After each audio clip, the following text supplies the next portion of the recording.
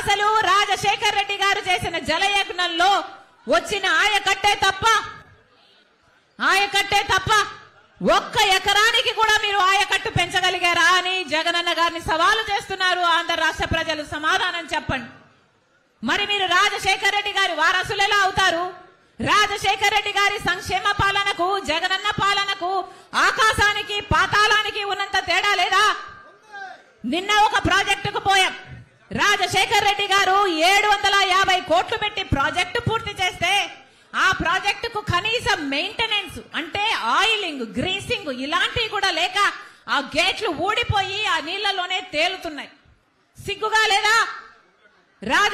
Gundlakamma project Rajasekhar Reddy గారు project పూర్తి చేస్తే మీకు కనీసం మెయింటెనెన్స్ చేయడం కూడా చేత కాలేదు అంటే మీరు రాజశేఖర్ రెడ్డి గారి సంక్షేమ పాలన అందిస్తున్నట్టా అని మీకు మీరే ప్రశ్నించుకోండి. రాజశేఖర్ రెడ్డి గారు మాట మీద నిలబడే నాయకుడు. ఏ మాట ఇచ్చినా మాట తప్పని నాయకుడు రాజశేఖర్ రెడ్డి గారు. మరి మీరు ఎన్ని మాటలు చెప్పారు? స్పెషల్ స్టేటస్ తీసుకొస్తాను అని చెప్పారు. ఆ మాట తుంగలో తొక్కారు. పూర్తి మద్యపాన నిషేధం అని చెప్పారు. పూర్తి మద్యపాన నిషేధం అని నేను మేనిఫెస్టోలో పెడుతున్నాను అని చెప్పారు. పూర్తి మద్యపాన నిషేధం చేయకపోతే నేను అసలు మీ ముందుకొచ్చి ఓట్లే అడగనన్నాడు జగనన్న గారు. మేనిఫెస్టో అంటే నాకు బైబిల్ లాంటిది, ఖురాన్ లాంటిది, భగవద్గీత లాంటిది అన్న జగనన్న గారు మరి ఇప్పుడు పూర్తి మద్యపాన నిషేధం ఎందుకు చేయలేదు అని ఆంధ్ర రాష్ట్ర ప్రజలకు సమాధానం చెప్పాలి. మాట తప్పని మడమ తిప్పని నాయకుడు రాజశేఖర్ రెడ్డి గారు అయితే మీరు ఇచ్చిన మాట ప్రతి మాట తప్పారు కదా జగనన్న గారు. మరి ఆంధ్ర రాష్ట్ర ప్రజలకు ఏం అని అడుగుతున్నా. ఇక్కడే ఉంది మన్నవరంలో రాజశేఖర్ రెడ్డి గారు ముఖ్యమంత్రిగా ఉన్నప్పుడు 6,000 కోట్ల రూపాయలు పెట్టి BHEL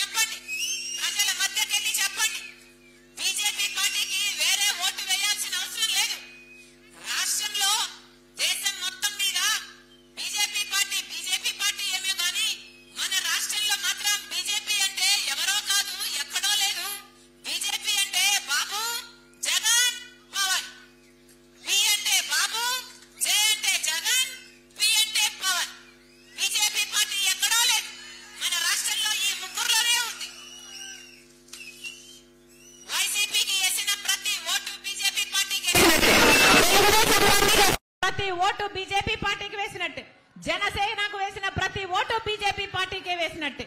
మరి మీకు ఎందుకు వేయాలి ఓటు? నేరుగా బీజేపీ పార్టీకే వేస్తే సరిపోయింది కదా.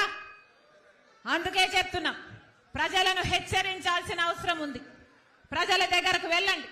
ఎన్ని ఇల్లులు తట్టగలిగితే, ఎన్ని తలుపులు తట్టగలిగితే, ఎన్ని గడపలు తొక్కగలిగితే అంతమంది దగ్గరికి వెళ్ళాలి. ఎన్ని సంఘాలను వీలైతే అన్ని సంఘాలను కలవండి. రానున్న 70-80 రోజుల్లో ఎంతమందిని ఇన్ఫ్లుయెన్స్ చేయగలిగితే అంతమందిని ఇన్ఫ్లుయెన్స్ చేసే ఇన్ఫ్లుయెన్సర్లుగా ఒక్కొక్కరు కాంగ్రెస్ పార్టీ నాయకులు కార్యకర్తలు తయారు కావాలి. ఒక్కొక్కరు ఒక్కొక్క సైనికుడిగా కాదు, ఒక్కొక్కరు ఒక్కొక్క సైన్యములా మారాల్సిన అవసరం ఉంది. కష్టపడదాం. ఈ 90 రోజులు 80 రోజులు కష్టపడదాం. పార్టీ కోసం పని చేద్దాం. పొద్దున లేస్తే ఒక లిస్టు తయారు చేసుకోండి. ఈ రోజు నేను ఎవరి దగ్గరికి వెళ్ళాలి, ఎన్ని ఇల్లులు వెళ్ళాలి, ఎన్ని సంఘాల దగ్గరికి వెళ్ళాలి, ఎంత మందితో మాట్లాడగలం, ఒక లిస్టు తయారు చేసుకోండి. ఆ లిస్టు ప్రకారం ప్రతి రోజు మీరు చేయాల్సిన కార్యక్రమము మన భవిష్యత్తు ఎలా మారాలి, మన భవిత ఎలా బాగుపడుతుంది, మళ్ళీ ఈ పార్టీలకు అధికారం ఇస్తే మళ్ళీ బీజేపీకే బానిసలవుతారు అని చెప్పండి. రాజశేఖర్ రెడ్డి గారు బీజేపీకి వ్యతిరేకి అని చెప్పండి.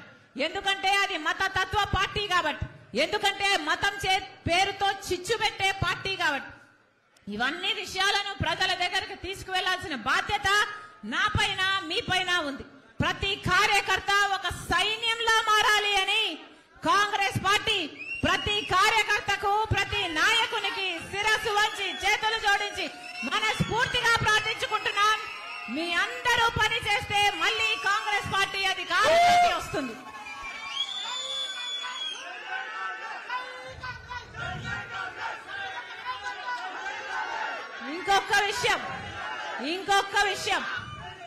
ఇంకొక విషయం ఒకప్పుడు వైసీపీ పార్టీని నా భుజాన వేసుకుని పాదయాత్ర చేశాను. వైసీపీ పార్టీని నా పాదయాత్రతో నా ఇంటిని, నా బిడ్డల్ని పక్కన పెట్టి 3200 కిలోమీటర్లు పాదయాత్ర చేసి ఆ పార్టీని నిలబెట్టాను. వైసీపీ పార్టీకి ఏ అవసరం వచ్చినా నేను అండగా నిలబడ్డాను. ఆ పార్టీని అధికారంలోకి తెచ్చాను. ఈ రోజు కనీస కృతజ్ఞత లేకుండా ఈ రోజు నా మీద, నా వ్యక్తిగత జీవితం మీద, నా పేరు మీద నానా రకాలుగా నా మీద దాడి చేస్తున్నాం. అయినా చెప్తున్నాం, భయపడేది కాదు రాజశేఖర్ రెడ్డి బిడ్డ. పులి కడుపున పులే పుడుతుంది. నా ఒంట్లో ప్రవహిస్తున్నది రాజశేఖర్ రెడ్డి రక్తం. వైఎస్ షర్మిలా రెడ్డి ఇక్కడ. నా గుండెలో నిజాయితీ ఉంది. ఆంధ్ర రాష్ట్ర ప్రజలకు అన్యాయం జరుగుతుంది కాబట్టి ఇప్పుడున్న ప్రభుత్వమైన ప్రతిపక్షమైన ఆంధ్ర రాష్ట్ర ప్రజలను గాలి కొదిలేసింది కాబట్టి మళ్ళీ స్పెషల్ స్టేటస్ రావాలని, పోలవరం కావాలని, మనకు రాజధాని కావాలని, మన బిడ్డలకు ఉద్యోగాలు రావాలని, రైతులకు రుణమాఫీ జరగాలని, మన రాష్ట్రం మళ్ళీ అభివృద్ధి చెందాలని రాజశేఖర్ రెడ్డి బిడ్డ ఈ బాధ్యత, ఈ భారాన్ని భుజాన వేసుకొని నా పుట్టింటికి, ఎక్కడైతే నేను పుట్టానో నా రాజశేఖర్ రెడ్డి బిడ్డ తన పుట్టింటికి వచ్చి ఇక్కడ రాజకీయాలు చేస్తుంది తప్ప రాజశేఖర్ రెడ్డి బిడ్డ మరి ఏమిటో కాదు, రాజశేఖర్ రెడ్డి రక్తం అని మీరు గుర్తుపెట్టుకోవాలి. నా మీద ఎన్ని దాడులు చేసినా పర్వాలేదు, ఎన్ని అటాక్స్ చేసినా పర్వాలేదు, నన్ను ఎంత కించపరిచినా పర్వాలేదు, రాష్ట్ర ప్రజలకు న్యాయం జరగాలి. ఎంత త్యాగానికైనా, ఏ పోరాటానికైనా నేను సిద్ధం. మీరు రెడీయా? నేను రెడీ. మీరు రెడీయా? నేను రెడీ. మీరు రెడీయా? మీరు రెడీయా? మీరు రెడీయా? ప్రజల్లో ఉండాలి, ప్రజలతో ఎన్నిక చేయబడాలి, ప్రజల కోసం సర్వీస్ చేయాలనుకున్నా ఎమ్మెల్యేగానే చేయాలనేది నా కోరిక.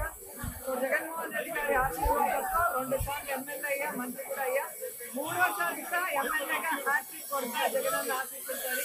ఈ సందర్భంగా తెలియజేస్తున్నాను. ఈరోజు కొన్ని పచ్చ ఛానళ్లు ఫేక్ న్యూస్ ఒంగోలు ఎంపీగా నేను వెళ్తున్నానని వేయటం కేవలం కార్యకర్తల్ని కన్ఫ్యూజ్ చేయడానికి తప్ప వేరే దేనికి కూడా యూజ్ అవ్వదని కూడా ఈ సందర్భంగా తెలియజేస్తున్నాను. గతంలో కూడా మీకు చెప్పాను, వైఎస్ఆర్ కాంగ్రెస్ పార్టీలో ఏమైనా మార్పులు చేర్పులు ఉంటే సాక్షి పేపర్ చదవండి, సాక్షి టీవీ చూస్తే మీకు అర్థమవుతుంది. అది కాకుండా వేరే ఏ ఛానల్లో వచ్చినా కూడా అది కేవలం ఫేక్ న్యూస్, కార్యకర్తల్ని భయపెట్టడానికి, కన్ఫ్యూజ్ చేయడానికి తప్ప మరొకటి కాదు. ఎవరు ఎన్ని కన్ఫ్యూజ్ చేసినా, ఎవరు అన్ని పిచ్చి రాతలు రాసుకున్నా 2024 జగనన్న వన్స్ మోర్ అని ప్రజలందరూ కూడా ఫిక్స్ అయిపోయారు. ఇప్పటికే అన్ని జిల్లాల్లో కూడా క్యాండిడేట్ ని జగన్మోహన్ రెడ్డి గారు అనౌన్స్ చేసేయడం మీరు అందరూ కూడా గమనించారు.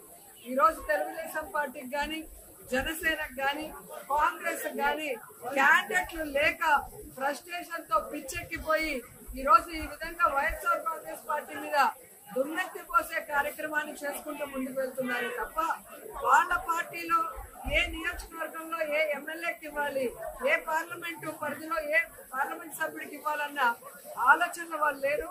కాబట్టి వాళ్ళకి చెప్పేది ఒకటే, మీరు ఎమ్మెల్యే క్యాండిడేట్లు అనౌన్స్ చేయలేరు, మీరు ఎంపీ క్యాండిడేట్లు అనౌన్స్ చేయలేరు, మీరు ఎలక్షన్ చేయలేరు.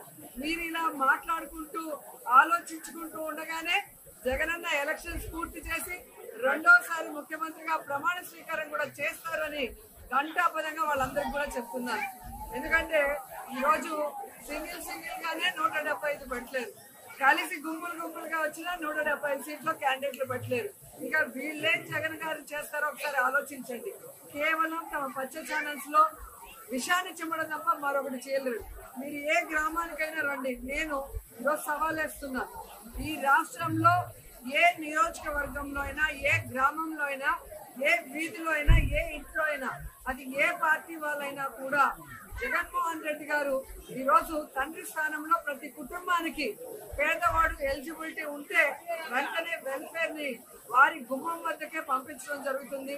అలాగే గడప గడపకు మన ప్రభుత్వం ద్వారా ఏదైతే ఎమ్మెల్యేలు మరి పెడుతున్నారో వర్క్స్, అవన్నీ కూడా అభివృద్ధి కార్యక్రమాలు కూడా చేయటం అనేది నేను యాజ్ ఎమ్మెల్యే చేస్తున్నా కాబట్టి మీకు ఇంత ధైర్యంగా స్పష్టంగా చెప్పగలను. కాబట్టి ఏదో ఏసీ రూముల్లో కూర్చొనేసి ఒకటో కృష్ణుడు చంద్రబాబు నాయుడు, రెండో కృష్ణుడు లోకేష్, మూడో కృష్ణుడు పవన్ కళ్యాణ్ అయిపోయింది. ఇప్పుడు నాలుగో కృష్ణుడు హైదరాబాద్ లో నుంచి బయలుదేరింది ఒక లేడీ. సో ఎవరు ఎన్ని మాట్లాడినా ప్రజలు తమ కుటుంబానికి ఏం చేశారు, తమ ఊరికి ఏం చేశారు, తమ నియోజకవర్గానికి ఏం చేశారు, ఈ రాష్ట్రానికి ఎవరు ఏం చేశారని ఆలోచిస్తే one and only YSR family మాత్రమే ఈ రాష్ట్ర ప్రజలకి మంచి చేశారు. ఈ రాష్ట్ర ప్రజల్ని కుటుంబ సభ్యులుగా భావించి ప్రేమ అభిమానంతో పాటు వెల్ఫేర్ ని, అభివృద్ధిని అందించారని కూడా ఈ సందర్భంగా తెలియజేసుకుంటున్నారు.